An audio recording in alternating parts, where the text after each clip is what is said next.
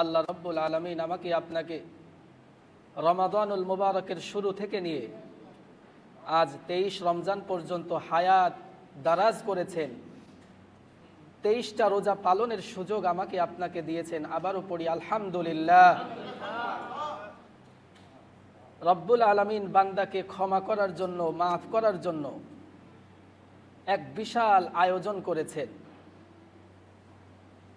রব্বুল আলামিন শুধুমাত্র তার বান্দাকে মাফ করার জন্যই এত আয়োজন। কিন্তু দুর্ভাগ্যের বিষয়, তিক্ত হলেও সত্য কথা, যে রব্বুল আলামিন আমাকে আপনাকে ক্ষমা করার জন্য, মাফ করার জন্য এত বিশাল আয়োজন করলেন, সাজালেন, আমরা অকৃতজ্ঞ নাফরমান বান্দা সেটার কদর বুঝতে পারলাম না। এজন্যই তো 23টা রোজা চলে যাচ্ছে, কিন্তু আমার আত্মার উপলব্ধি এখন পর্যন্ত হয়তো আসে নাই যে আল্লাহ তাআলা আমাকে হয়তো মাফ করেছেন। আমরা আনতে পারি না, এটা আমাদের ব্যর্থতা। আর মাত্র 7 দিন 6 দিন আবার রমাদানুল মুবারক চলে যাবে। আগামী রমাদানুল মুবারক আমরা পাবো কি পাবো না এর গ্যারান্টি কেউ দিতে পারি না। সময় থাকতে আমরা যদি কদর না বুঝি তাহলে এর দায় আমাদের উপরই। আল্লাহর নবী সাল্লাল্লাহু আলাইহি ওয়াসাল্লাম এক হাদিসের মধ্যে 5টা জিনিস আসার আগেই 5টা জিনিসকে কদর করতে বলেছেন।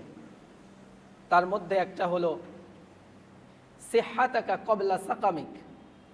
বান্দা, তুমি এখন সুস্থ আছো, এই সুস্থ অবস্থায় যত পারো আল্লাহ তাআলার ইবাদত বন্দেগী করে নাও। কারণ তুমি জানো না 1 ঘন্টা পরে তুমি আর সুস্থ থাকতে পারবে কিনা। ওয়া হায়াতাকা ক্বাবলা মাউতিক। আরেকটা গুরুত্বপূর্ণ বিষয় হলো তোমার মৃত্যুর আগেই তোমার হায়াতের জিন্দেগিতে তুমি ইবাদত বন্দেগী বেশি বেশি করে নাও। কারণ কোন মুহূর্তে কখন তোমার উপর আজরাইল সওয়ার হবে এটা আমরা কেউ জানি না। মৃত্যু এতটা কমন জিনিস, আমাদের চোখের সামনে যে ঘটনাগুলো ঘটে এগুলো দেখার পরেও যদি আমাদের উপলব্ধি না আসে তাহলে আসলে কিছু করার নাই। আপনারা গতকালকে দেখেছেন একটা মর্মান্তিক ঘটনা। একটা ছেলে যাকে আমাদের থেকে একটু কম বয়স, স্কুলে পড়েছে কিন্তু দেখতে মনে হয় একেবারে বড় একজন আলেম, বিবাহ শাদী করে নিয়ে বাসায় ফিরতেছে, বর কনে সহ 11 জন অ্যাক্সিডেন্ট করে একসাথে মারা গেছে। তার কত স্বপ্ন ছিল। আল্লাহ তাআলা ওই পরিবারের সকলকে শহীদ হিসাবে কবুল করে নিন, সকলে বলে আমিন। সম্মানিত হাজিরিন, রমাদানুল মুবারকের 23টা রোজা আমরা পার করে ফেললাম। এই শেষ সময়ে এসে আমাদের মুহাসাবা করা দরকার, হিসাব নিকাশ কষা দরকার। রমাদানুল মুবারকের আগে আমি কি প্ল্যান করেছিলাম, কতটুকু বাস্তবায়ন করতে পারলাম আর কতটুকু পারলাম না। আফসোস, আল্লাহর নবী বিশ্বনবী রমাদানুল মুবারকের শেষ দশক আসলে যেখানে উঠে পড়ে লাগতেন, সর্বোচ্চ শক্তি দিয়ে চেষ্টা করতেন ইবাদত বন্দেগী যেন বাড়ানো যায়। কিন্তু আমরা সেই নবীর উম্মত হয়ে রমাদানুল মুবারকের গুরুত্বপূর্ণ যেই পয়েন্টটা, যেই সময়টুকু, সেখানে আমাদের ইবাদত বন্দেগী বাড়ানোর দূরের কথা, শুরু থেকে যতটুকু ইবাদত বন্দেগী করার সুযোগ পেতাম করতাম, শেষ দশকে এসে ততটাই অবহেলায় কাটাচ্ছি। একজন আলেম খুব সুন্দর করে বলেছেন, আনিসুর রহমান আশরাফি সাহেব, কথাটা অনেক ভালো লেগেছে, যে বান্দা, এই শেষ দশকে একটা রাত্র আছে লাইলাতুল কদর, যেখানে তোমার আমার আগামী বছরের ভাগ্য নির্ধারণ হবে। তুমি সুখে থাকবা নাকি অশান্তিতে থাকবা, তুমি সচ্ছলতায় থাকবা নাকি অভাব অনটনে থাকবা। এইরকম গুরুত্বপূর্ণ পয়েন্ট যেখানে আমার লেখা হচ্ছে, ওই মুহূর্তে তুমি আসো জুতা কিনা নিয়ে, মার্কেটে ঘুরতেছো, এক দোকান থেকে আরেক দোকানে জুতা খুঁজতেছো, জুতা। তো যেখানে আল্লাহ তাআলা তোমার ভাগ্য নির্ধারণ করতেছে, তোমার ভালো মন্দের বিচার ফয়সালা আগে থেকে অগ্রিম লিখে রাখতেছে, ওই সময় আসো তুমি জুতা কেনার ধান্দায়, তোমার কপালে জুতাই জুটবে। নাউযুবিল্লাহি মিন যালিক। উনি অনেক আফসোস করে বলেছেন। এবং আপনিও একটু কল্পনা করে দেখেন, রমাদানুল মুবারকের কি পয়েন্ট, গুরুত্বপূর্ণ সময় হচ্ছে শেষ দশক। আল্লাহর নবী সাল্লাল্লাহু আলাইহি ওয়াসাল্লাম রমাদানুল মুবারকের শুরু থেকে নিয়ে 20 রমজান পর্যন্ত একভাবে ইবাদত বন্দেগী করতেন, কিন্তু 21 রোজা থেকে 21-এর শুরু থেকে নিয়ে তিনি তার পদ্ধতি পলিসি পাল্টায় ফেলতেন। হাদিসের মধ্যে আসছে, আম্মাজান আয়েশা সিদ্দিকা রাদিয়াল্লাহু তাআলা আনহা বলেছেন, কানা রাসূলুল্লাহ সাল্লাল্লাহু আলাইহি ওয়াসাল্লাম ইযা দাখালাল আশরুল আওয়াখির, আল্লাহ নবী সাল্লাল্লাহু আলাইহি ওয়াসাল্লামের আদত ছিল, অভ্যাস ছিল, যখন তিনি শেষ দশকে প্রবেশ করতেন তখন আইকাযা আহলাহু ওয়া আহইয়া লাইলাহু ওয়া শাদ্দা মিযরাহু। আল্লাহ নবী সাল্লাল্লাহু আলাইহি ওয়াসাল্লাম শেষ দশকে প্রবেশ করা মাত্রই তার পদ্ধতি পাল্টিয়ে ফেলতেন, কর্মপদ্ধতি পাল্টাতেন। 20 রোজা পর্যন্ত তিনি ব্যক্তিগতভাবে তাহাজ্জুদ পড়তেন, ইবাদত বন্দেগী করতেন। আহলে বাইত পরিবার পরিজনকে ওই রকম গুরুত্ব দিতেন না, জাগানোর ব্যাপারে খুব তাকিদ দিতেন না। কিন্তু আম্মাজান আয়েশা সিদ্দিকা রাদিয়াল্লাহু তাআলা আনহা বলেন, শেষ দশক আসলে আল্লাহর নবী আর নিজে একা একা ইবাদত করতেন না, নিজে তো ইবাদত করতেনই, সাথে সাথে ওয়া আইকাযা আহলাহু, আমরা পরিবার পরিজনের যে সদস্য ছিলাম তাদেরকেও ঘুমিয়ে থাকতে দিতেন না। জোরে বলুন না সুবহানাল্লাহ।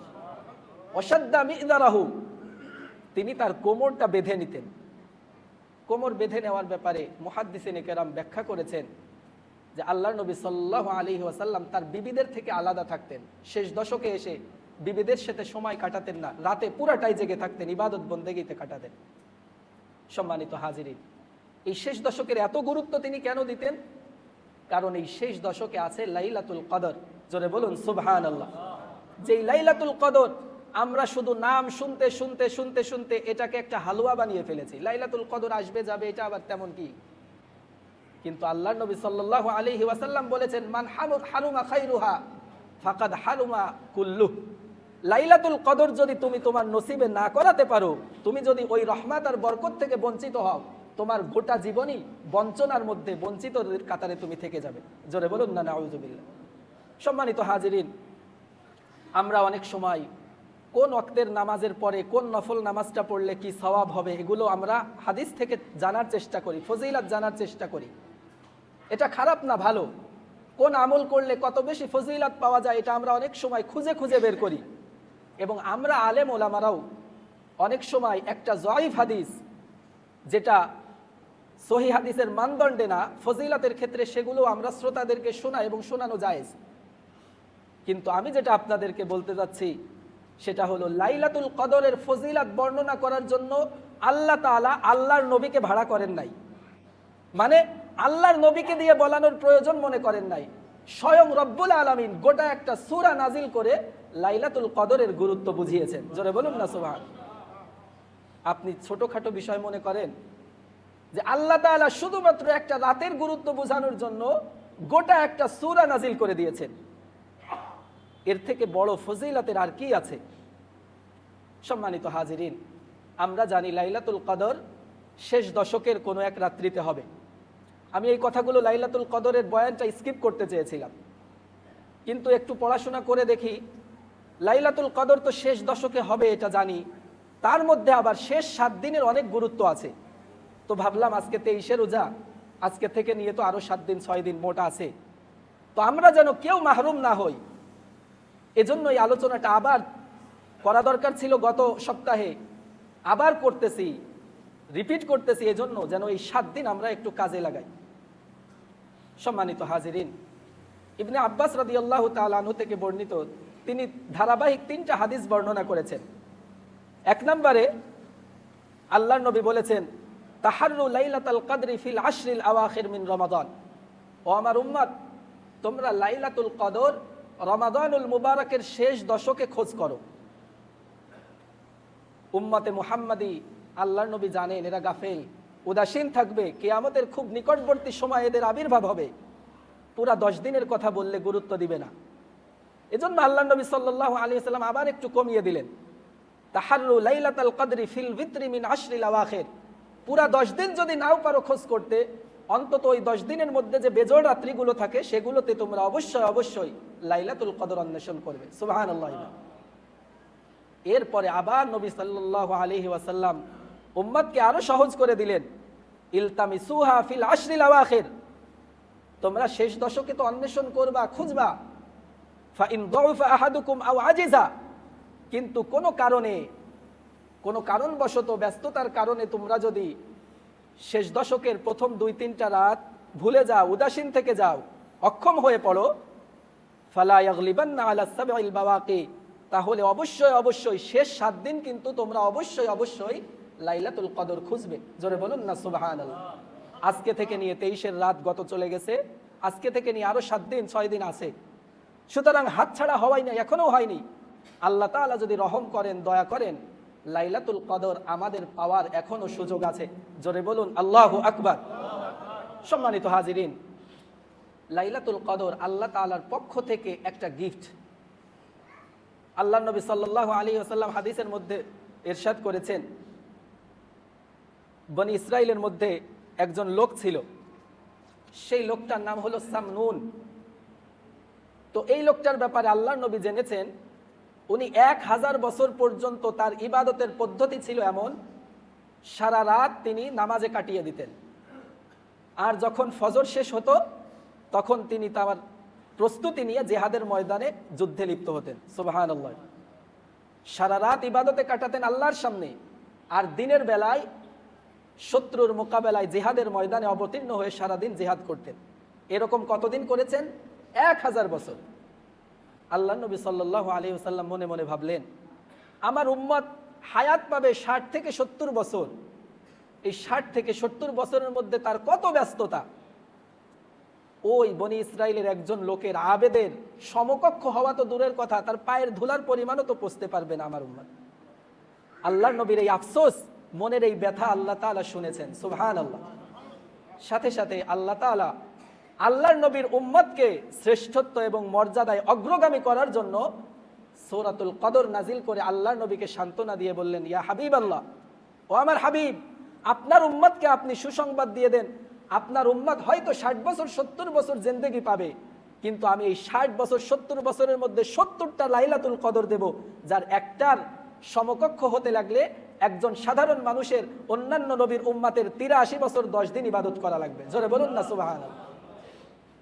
তাহলে আল্লাহ তাআলা উম্মতে মুহাম্মাদীকে সবার আগে উঠানোর জন্য এই ব্যবস্থা করেছেন, অথচ আমরা কোনো দোয়া করা ছাড়া, কোনো চেষ্টা প্রচেষ্টা ছাড়া এইরকম একটা গুরুত্বপূর্ণ রাত্র আল্লাহ তাআলা দান করলেন। মানুষ বলে না, ফ্রিতে কোনো জিনিস পাইলে সেটার মূল্যায়ন থাকে না। এই লাইলাতুল কদর হচ্ছে তার জলজান্ত একটা প্রমাণ। আল্লাহ তাআলা ফ্রিতে দিয়েছেন, এজন্য এটার কোনো কদর নাই, এটার কোনো গুরুত্ব আমাদের মধ্যে নাই। সম্মানিত হাজিরিন, কদর শব্দের অর্থ দুইটা। এক নাম্বার, আমরা সবাই জানি কদর মানে হচ্ছে নির্ধারণ করা। তো লাইলাতুল কদর মানে নির্ধারণের রাত। তার মানে আল্লাহ তাআলার পক্ষ থেকে দুনিয়ার ফেরেশতাদের কাছে আমার জীবনের 1 বছরের রিপোর্ট আল্লাহ তাআলা লৌহে মাহফুজ থেকে পাঠান। অমুক বান্দা আগামী 1 বছরে কি কি করবে, তার কি কি করার সুযোগ আছে, সেইগুলোর একটা লিস্ট ফেরেশতাদের কাছে আল্লাহ তাআলা ধরিয়ে দেন। এজন্য লাইলাতুল কদরকে ভাগ্য রজনী বলা হয়। কদরের আরেকটা অর্থ হলো সম্মান, মর্যাদা। আমরা বাংলায় অনেক সময় বলি না, কদর করলি না, তার মানে কি? গুরুত্ব দিলি না, মর্যাদা দিলি না, সম্মান দিলি না। তো লাইলাতুল কদর মানে সম্মানের রাত, সম্মানীয় রাত। আল্লাহ তাআলা এই অর্থকেই সূরাতুল কদরের মধ্যে বুঝিয়েছেন যে সম্মানের রাতটা কত সম্মানের। খায়রুম মিন আলফি শাহর, এটা যেন তেন কোনো সম্মান না, মর্যাদা না, 1000 মাসের থেকেও বেশি সম্মানের। জোরে বলুন না সুবহানাল্লাহ। এজন্য আপনারা মনে করতে পারি কদরের রাত আল্লাহ তাআলা দিয়েছে, পাইলে পাইলাম, না পাইলে না পাইলাম, তেমন কোনো সমস্যা না। না, সব গিফট আপনি অ্যাভয়েড করতে পারেন না, সবার দেওয়া জিনিসকে আপনি হেলায় খেলায় নষ্ট করতে পারেন না। আপনি যদি সাধারণভাবে চিন্তা করেন, আপনার খুব কাছের একজন বন্ধু অথবা মহব্বতের একজন মানুষ আপনাকে একটা পাঞ্জাবি দিয়েছে, আমি এই উদাহরণ অনেক আগে দিয়েছি, ভুলে গিয়েছেন হয়তো। আপনি এই কাছের মানুষের দেওয়া গিফটটা, পাঞ্জাবিটা আপনি জীবনেও কোনোদিন পড়লেন না। বলেন তো ওই লোকটা কষ্ট পাবে কি পাবে না? কি মনে করবে? মনে করবে হয়তো পাঞ্জাবিটা আপনার পছন্দ হয়নি, অথবা আমার দেওয়া পাঞ্জাবি সে পড়তে চায় না, এজন্য সে পরে না কোনোদিন। আল্লাহর ক্ষেত্রে আপনি একটু কল্পনা করেন, যে রব্বুল আলামিন আমাকে মাফ করার জন্য, ক্ষমা করার জন্য লাইলাতুল কদরের মতো একটা গিফট দিলেন, আমি যদি উদাসীনতায়, অলসতায়, হেলাই খেলায় এই গিফটটাকে নষ্ট করে ফেলি, আল্লাহ তাআলাকে কষ্ট পান না?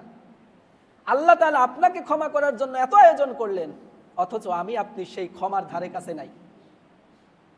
শেষ দশকে এসে আমাদের এত উদাসীনতা দেখা যায়, শুরুর 20 দিনে এতটা দেখা যায় না। কারাই আল্লাহ জানে ঈদের যে মার্কেট করতে হয়। কোনো আলেম আপনাকে কোনোদিন বলেছে কিনা, বললেও হয়তো ভুল বলেছে, ঈদের সময় নতুন কাপড় পরা এটা সুন্নাত, কেউ বলতে পারবেন?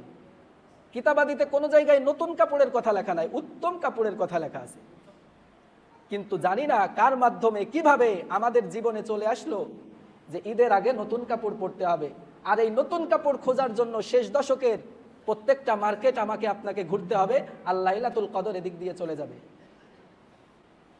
আফসোসের বিষয়, আপনি ঈদের দিনে উত্তম পোশাক পরিধান করেন, আপনার যদি 5টা পাঞ্জাবি থাকে, তার মধ্যে যেটা আপনার পরতে ভালো লাগে, যেটা আপনাকে পরলে বেশি সুন্দর দেখায়, আপনি সেটা পরেন। নতুন কাপড় পরতে হবে এমন কোনো বিধান নাই। আর যদি বিধান থেকেও থাকে, সেই বিধানের গুরুত্ব কতটুকু? সর্বোচ্চ মুস্তাহাব। তো আপনি মুস্তাহাব আদায় করতে গিয়ে আপনার জীবনের ক্ষমার অপার সুযোগকে আপনি নষ্ট করে ফেলতে পারেন, এটা কি কোনো বুদ্ধিমানের কাজ? কোশ্চিন কালেও নাই। সম্মানিত হাজিরিন, লাইলাতুল কদরে আল্লাহ তাআলা যদি আমাদেরকে ইবাদত করার সুযোগ দেয়, আসলে আমরা যে ইবাদত করি, এই যে রোজা আছি, আপনি আমি প্রত্যেকে একটু চোখ বুজে হিসাব করি তো, আজকে সকাল থেকে নিয়ে জুমার আগ পর্যন্ত রোজা যেভাবে রাখা দরকার ছিল সেভাবে রেখেছি কিনা? চোখের গুনাহ, কানের গুনাহ, জবানের গুনাহ হয়ে গেছে, অটোমেটিক হয়ে গেছে। তো আমাদের যে আমলের কোয়ালিটি, এই কোয়ালিটি দিয়ে আল্লাহর সামনে দাঁড়ানোর কোনো সুযোগ আমাদের নাই। আল্লাহ তাআলা সেটা ভালো করে জানেন। এজন্যই তো আল্লাহ তাআলা বান্দার আমল দেখবে না, আল্লাহ তাআলা দেখবে বান্দার আমলের আগ্রহ। জোরে বলুন না সুবহানাল্লাহ। আপনি আল্লাহকে কোনো আমল দিয়ে সন্তুষ্ট করতে পারবেন না, কারণ আপনার আমলের কোয়ালিটি ওই পরিমাণ নেই।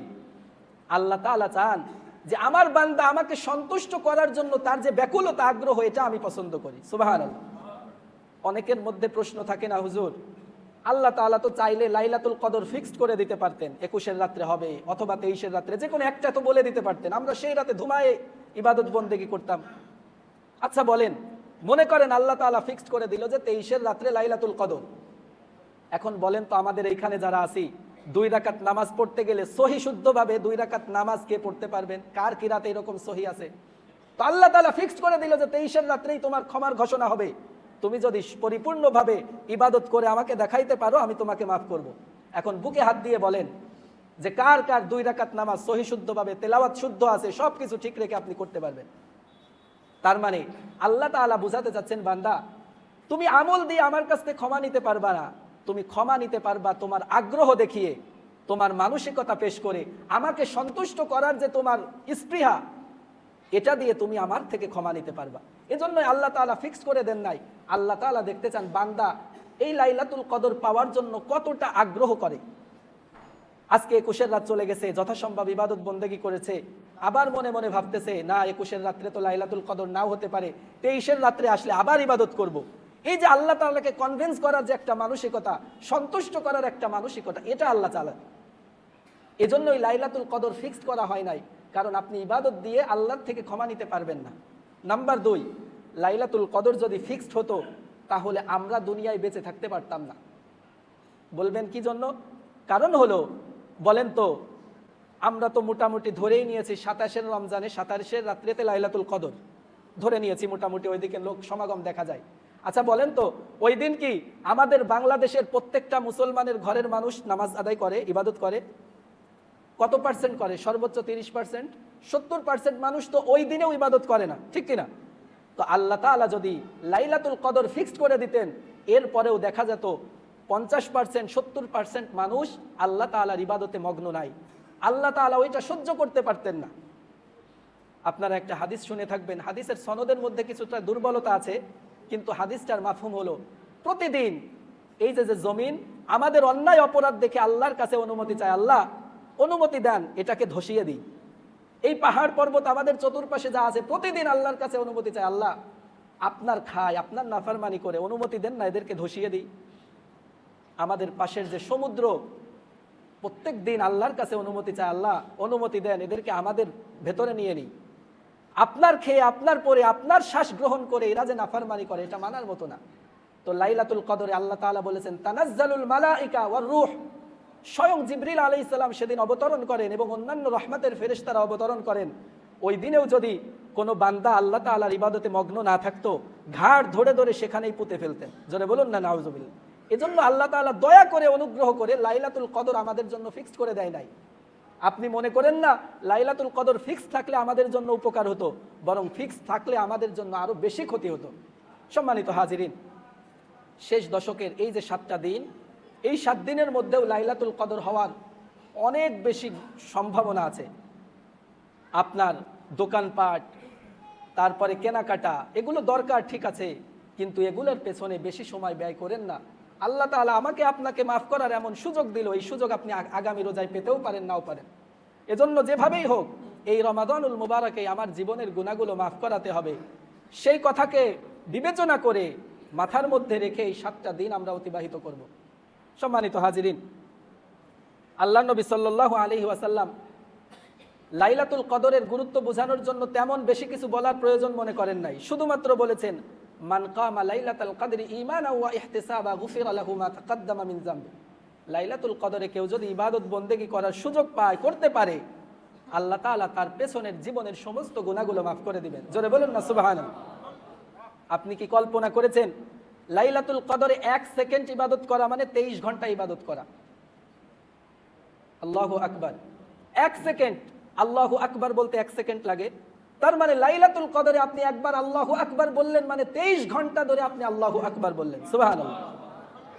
1 মিনিট ইবাদত করা মানে 58 দিন ইবাদত করা। 1 ঘন্টা ইবাদত করা মানে প্রায় 9.5 বছর ধরে ইবাদত করা। সুবহানাল্লাহ। ভাই, জুতা স্যান্ডেল অনেক কিনতে পারবেন। আমাদের যুবক ভাইদের মধ্যে এমন একটা টেন্ডেন্সি আছে, মনে করে ঈদের নামাজের 2 মিনিট আগে চুলটা কাটাইতে পারলে মনে হয় ভালো হয়। আচ্ছা, আপনি কাকে দেখাবেন? যদি আপনি বিবাহ করতে যাইতেন, এর আগে ভালো করে শেপ টেপ করে প্রথম লুকিং যেন ভালো হয়, এটার জন্য করতে পারতেন। ঈদের নামাজ পড়তে গিয়ে আপনি কাকে দেখাবেন যে আপনার সর্বশেষ চুল কাটাটা আপনার হতে হবে? 29-এর রাত 2টা গুরুত্বপূর্ণ ফজিলাতের রাত। এক হলো 29-এর রাত, শবে কদর হওয়ার চান্স আছে।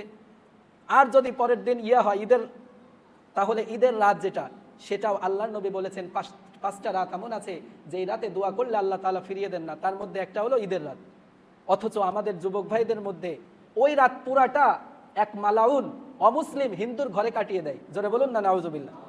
সময় দিয়ে আসে 2টার সময় উঠে ওনার সেলুনে ওনার সিরিয়াল দিতে হবে। কাকে দেখাবেন ভাই? আপনার এই চুল কাটা কাকে দেখাবেন? তারপরেও যদি সুন্নাতি কায়দায় কাটতেন তাহলেও না একটা সওয়াব হইতো। আপনি এই পুরাটা রাত্রি জাগরণ করলেন, সময় ব্যয় করলেন এমন একটা জায়গায়। অধিকাংশ হিন্দু সেলুনে কি লাগানো থাকে? মা কালী, ওনাদের দেবতার লাগানো থাকে না? তা আমি রমজানুল মুবারকের মতো একটা গুরুত্বপূর্ণ রাত ওই রকম একটা ছবি টানানো ঘরে কাটিয়ে দিলেন। আপনার মধ্যে কি একটু উপলব্ধি না? আপনি কাকে দেখানোর জন্য করছেন? আপনার মার্কেট, আপনার জুতা স্যান্ডেল যা কিছু কেনার সব কেনেন, কিন্তু এটার পেছনে সময় দিতে গিয়ে আপনি রমাদানুল মুবারকের এই শেষ দশকের গুরুত্বপূর্ণ সময় আপনি মিস করেন না। সম্মানিত হাজিরিন, আল্লাহ তাআলা আমাদেরকে বোঝার